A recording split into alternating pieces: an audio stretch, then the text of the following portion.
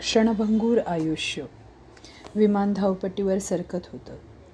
खिडकीबाहेरचं शहर हळूहळू लहान होत चाललेलं. आत बसलेली माणसं.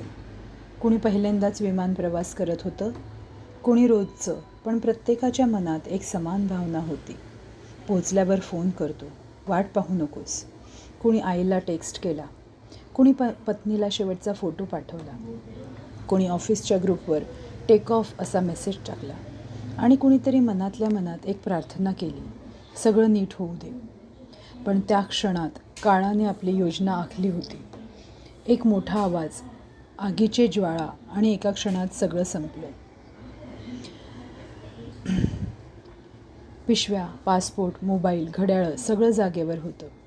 फक्त माणसं नव्हती. उरली फक्त धूर, राख आणि त्यांच्या मागे पडलेली माणसांची वाट पाहणारी नजर. त्या फोनवरचे शेवटचे मेसेज अजूनही वाचले गेले नाहीत. Call me when you land. Miss you already. Take care.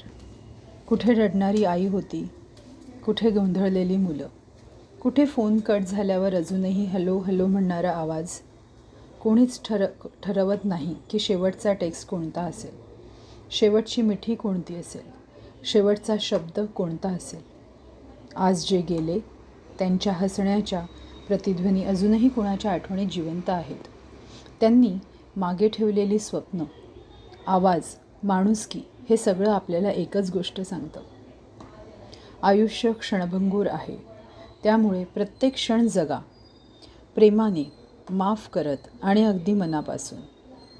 एक नम्र श्रद्धांजली त्या सर्व आत्म्यांना ज्यांनी विमान दुर्घटनेत आपले प्राण गमावले. मृत्यू अटळ आहे, पण तो येईपर्यंत मृत्यूशिवाय जगणं हेच खरं आयुष्य आहे.